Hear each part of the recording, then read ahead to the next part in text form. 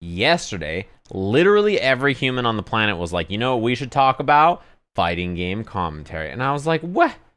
Ha! It's my day off. I'm like not even looking. You guys are all gonna yell about commentary today? Here's the deal. There was a post about players not getting paid fast enough, right? When talking about not getting paid, there was a follow-up post that was like, you know, it sucks that us players don't get paid, but you know commentators are gonna be getting paid like ASAP. I want you to know that everybody who works freelance or earns prize money and something like this, same kind of thing. Everybody I know has been paid months and months and months late, or has just had random stuff not paid out to them. I talked about this before.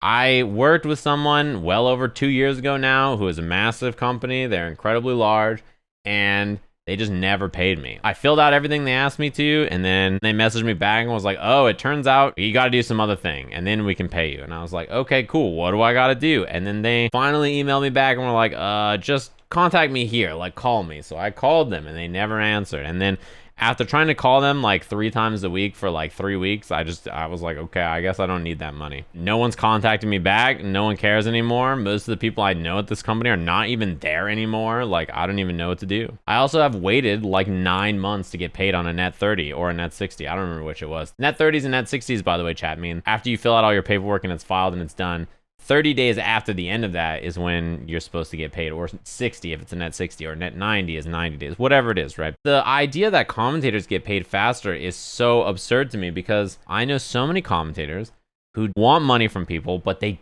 cannot overly bother them, or they cannot come after them too aggressively, right? Because if you do, you might not get hired again. That's the fear. Like, I pissed off somebody really bad at a company by saying, hey, you know you haven't paid me, right? It's been like 4 months and I'm still not paid. And they were like, they got furious at me. They screamed at me. I was like, okay. Literally everybody who works freelance will tell you they have stories of like chasing money or getting sick of chasing money and just letting it go. That's just how it is. And everybody who's like, why don't you just all collectively gather? No, people don't. You have to understand. They're just gonna go to the next person. If you're like, hey, I have an agent now, and this agent's gonna handle getting all this fucking shit paid. They're like, you have an agent? You have like a guild? You have like a union? Okay, I'm just gonna go hire someone who I don't have to deal with that with. If it's too difficult to work with you because of whatever reason, they'll just go find someone else. If it's a company that you expect you're never gonna work for again, then being aggressive about not getting paid is fine. But what if the people producing this are gonna be on the next event? What if the people who are contacting you are gonna go to some other company? What if these people are still gonna be in the same industry as you? You know what I mean? Like, most of the people I've worked for or worked with have been at like 5 or 6 companies over the last 10 years or something, right? Like, they move around all the time.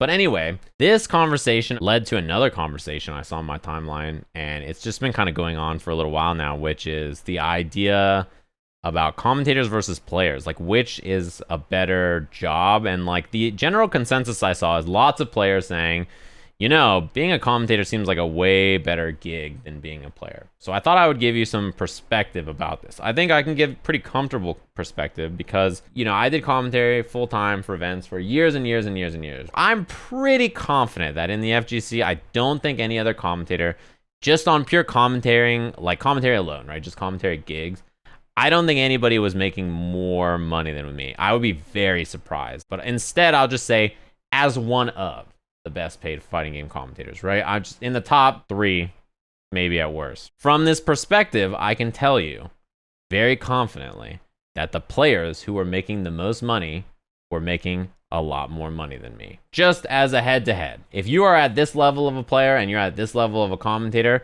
just naturally, the player will probably be making more money than the commentator. And, you know, the FGC, like most things, right? The very top of whatever the job is, whatever the thing is, will make a lot of money and in fact be in a really good spot. You know, people say like, how is anybody making a living on fighting games? But the people at the very top, obviously, are making a good living. They make good money. Yeah, it falls off quickly after that on both sides. Like, I know some people are saying, oh, well, you know, the players that are like right after that are not making that much money. And it's like, yeah, well, neither are the commentators, because most of them either can't afford to do it full time because they don't have enough gigs, they're not paid enough money, they're not offered jobs that are even giving them money. A lot of the time, they're not making any money at all. And it's the same thing for the players. A lot of them are not making money, you know, entering tournaments, getting 3rd, 5th, 7th, 9th, whatever, like, you know, places they're doing. It's the same thing. If you're a top 32, 64, 128 player, you should look at the commentators of that level. Commentators who don't get top 8 blocks ever, like they only get pools in top 32s, you should ask them how much money they make every year commentating and compare it to how much money you make playing. You guys get paid? I know there's lots of commentary work that's for free. There's lots of commentary work that is not being paid very well at all. It should be paid better than it is, but especially during COVID, like you just need a fucking job sometimes. So people just accept rates even if they're not great because they're just like, I need money. Years and years ago, I was offered a job that I was told this will be the future of this game. And I said, well, yeah, the money is really bad. To this day, years later, it's still going, this show, and this show still pays like dog shit. And I turned it down because it paid like dog shit and somebody else did not. And so the show still exists. There's nothing I can do about that. I'm just like, yep, there it is again. Everybody's making no money doing that show. Must suck. Every time I see it, that's all I think. I just think, yep, must suck doing that show for no money. The next idea that I saw was people who are saying, oh, commentary is a much more stable job than playing. That no matter what happens at a tournament, if a commentator shows up, they're getting paid. A player has to do pretty well in an event to make money or they're not going to make money. If a player doesn't make it out of pools, they don't make money. I will give you some perspective, I think, about stability. When CPT was happening, for the years that I did it, it could be different per region. It is different per region, but in North America, right, we had a nice big budget. We have 5 CPT commentators hired per premier event, not ranking. All the ranking events had to handle that shit on their own. There was like, what, 3 to 5 premier events in North America a year? And then we have our NA regional finals, and then there's Capcom Cup, right? Of those 5 people hired, 4 of them were James, David, me, and Tasty Steve. That sounds very stable. You may think like, wow, that is really nice, actually. However, what do you do if you're a Street Fighter commentator and you're not James, David, Sajam, Tasty Steve? There's 1 spot left. And that 1 spot is for 3 to 5 events in North America per year. And it literally goes to someone who is usually in the region. So if we're on the East Coast, it's Yipes or Lee Chung or something. Or in the Midwest, it's St. Cola or it's someone else who's going to be in that region. If it's on the West Coast, they're like, nah, we already have enough West Coast people.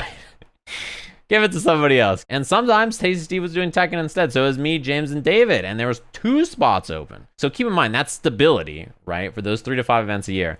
It is stable for certain people. Stable maybe in the way that is opposite of what these commentators who are not at the top want. That's CPT. CPT is the biggest tour, right? Tekken has 3 spots. Can you guys think of more than 3 Tekken commentators that get hired in North America alone? Steve, Mark, Rip. What do you do if you're MYK, Rixta, Bloodhawk, Reno Face, Sukin? What do you do if you're any of these people who you're a commentator and you want these spots? All 3 of those spots are taken. There's no job for you. And as a secondary point, one thing for that commentators don't have as a form of stability that players do is teams, salaried money from teams. Like I was approached and offered spots on teams. I was approached and offered coaching jobs or like other jobs on teams to do stuff before. And I was told, hey, if you accept those jobs, you're not going to get commentary in the same way. Like I won't hire you.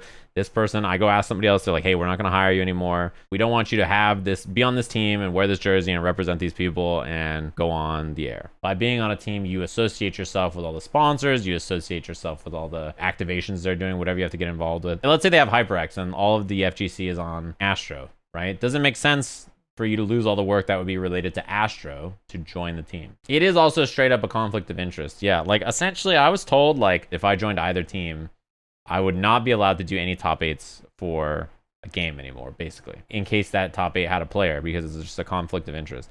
Now, they didn't seem to give a fuck about literally anybody else being on a team but me. You know, it just depends. Also, in the terms of stability, like think about who are the faces of Street Fighter. It's James and David. James and David were the faces of Street Fighter, and they have been for a long time, but they were throughout most of Street Fighter 4's lifespan. And then they weren't. New people showed up, and then they got hired less, not by their choice, but by the fact that the wins favored new commentators, right? New people were getting hired a lot. I got hired a ton. They put me with me and Steve, or me with James, or me with somebody for so much of Street Fighter V's lifespan. I commentated the most Street Fighter V events. I put out the most Street Fighter V content. And then my income from Street Fighter went from being the best paid commentator to literally 0 from Street Fighter in one day. So when I hear people talk about commentator stability, I find that very interesting because even if you don't think about me as an example, think about James and David being hired the most and then new people getting hired. Me and Steve and other people are getting focused and offered more Street Fighter gigs and stuff like that. I mean, James and David didn't get offered E-League, right? Didn't get E-League, and E-League was incredibly well paying. It was a really big gig, and it happened for multiple seasons. Now, new people are the new face of Street Fighter. You see Vicious, they love Vicious. He's a friend of mine. He's a sweetheart. I love Jeremy too.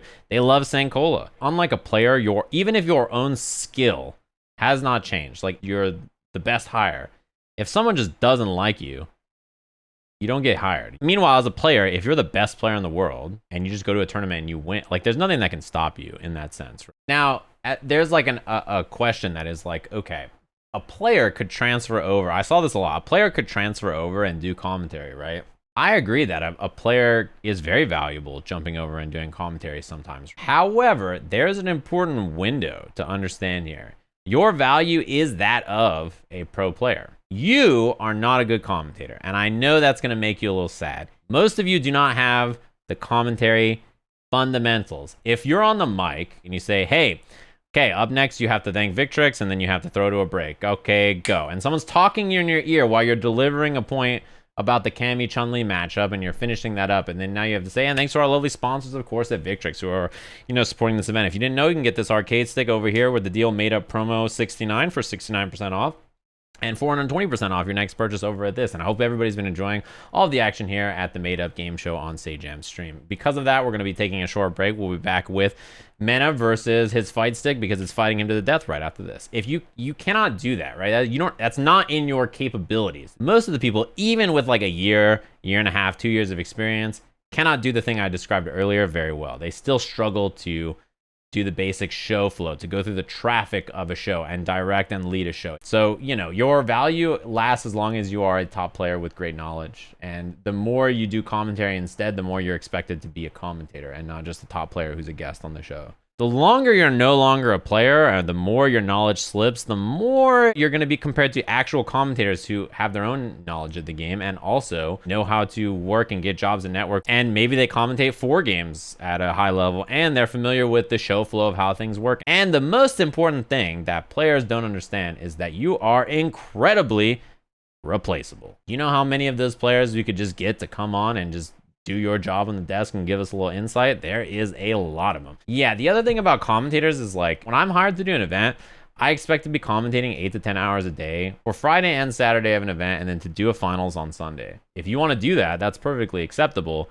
But for me to make less money than the equivalent player of my level, I work 20 hours a weekend, and they play in a 2-hour pool, and then a 2-hour 128 and a 2-hour semis, and then top 8. And obviously, it takes them time to warm up. It takes them time to get in the right place. They got to play casuals. They got to get ready. They have to perform. All that kind of stuff is important as well. But I work all weekend long. I work like every hour of the day. And if you want to do that, you totally can. I encourage you to try commentary, but it is very different. Both commentators and players, I would say you should expect to make money outside of just your work. And your work is playing and competing if you're a player, and your work is commentating if you're a commentator. You should expect to make money outside of those places, whether it's on YouTube or appearance fees or streaming or whatever it is. Players kind of have a jump start in the sense that people know who you are and they're excited about you, and they're more willing. Like, if I just stream gameplay and a top 8 player streams gameplay, like, you already have the hook, right? You have a better hook than I have. I think even like, Brian's in the chat, and he's a great example. There are lots of players that at the time that Brian started to focus heavily on content, there's a dozen players from across the world that are players that arguably are much better, that could be doing similar kinds of content and have a great time, but they just don't do it. And similarly, Brian says a lot of players are lazy. Commentators are too, if it makes you feel any better. For years, when I was doing Street Fighter analysis literally every day on stream, thousands of hours of match analysis for the game, I was like, I wish anybody would do 10. I'm not asking for just 10. Like, do 10. That would be sick. Just do a smidgen of work. And everybody's like, I'm good. And then I got phased out anyway, so who cares how much I work, I suppose, right? Anyway, yeah, I think the player versus commentator argument is quite silly, because I think in both cases, I would tell them you should focus on other things besides just playing and commentating no matter what. The kinds of players that you would sign, like, it was very rare that people would want to sign a player who is like just the best and has no personality. Even if you're just absolutely the best, you're incredible. Like if you don't do anything else besides play well, like people are just gonna be like, well, all right, it's really not helping us very much. Like if you look at the people PG have signed during COVID, I think that kind of trend is what you should expect in general. Like they're not just gonna sign people who are good at hitting buttons, right? The thing that makes me the most grumpy about the talk is like to see people who I definitely know don't know how much money I made or make talk about like how much money commentators make is very strange, because I know how much money I make. I have a pretty good idea about how much money the best players were making at the time, and I was not beating them, I'll tell you what. And that was before the $150,000, $250,000 pop bonus. I'm talking before, you know, big fat prize pools that drastically swing things, right? Anyway, yeah, I think the commentator and player perspective thing is very interesting. I wish people would have just asked. Sajam code, when he says interesting, he really means dumb. That is like the little star in the corner. Keikaku means plan. You're actually spitting. They could just ask for someone's perspective instead of just going ham. People just go ham about stuff. The idea of tweeting, I bet you all the commentators get paid on time all the time. Like, you think only we get paid on time? That's like the conspiracy. That's my favorite thing, just to ask. Like, do commentators get paid on time? Like, hell no. How much money I have outstanding. I don't even want to know how much unpaid money I have that I'm never going to get. I've just accepted I'm not getting it. That's just how it goes. Is it possible to live off an FGC commentator salary alone? Yeah, I did. 2016, I did not make nearly enough money to make a living, but I did live off of it.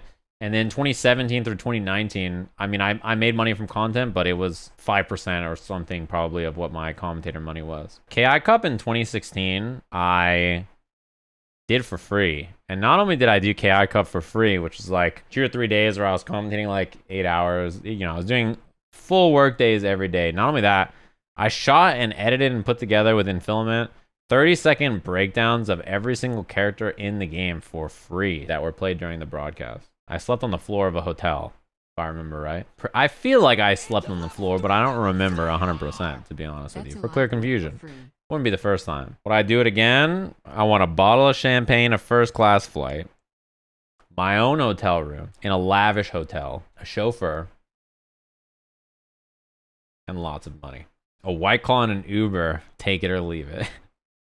I don't drink, so I'm only in for an Uber, and now I got a can that I can't do anything with. During EVO, when there would be breaks in Dragon Ball, I would run over to the bathroom and be like, hey, everybody in line, I'm commentating top 8. Do you mind if I cut? Like, they would be really appreciative, and people would let me do it because there was no other bathroom. It takes a village, that's what I'm saying. If they told me no, I would have just turned around and walked back to do commentary. I would have been like, I guess I'm not peeing, and I would have walked back. Just use Riot's bathrooms. I'm sure they won't mind. Just me kicking the door. What's up, nerds? And just pee all over the walls. Later. Just fucking bounce.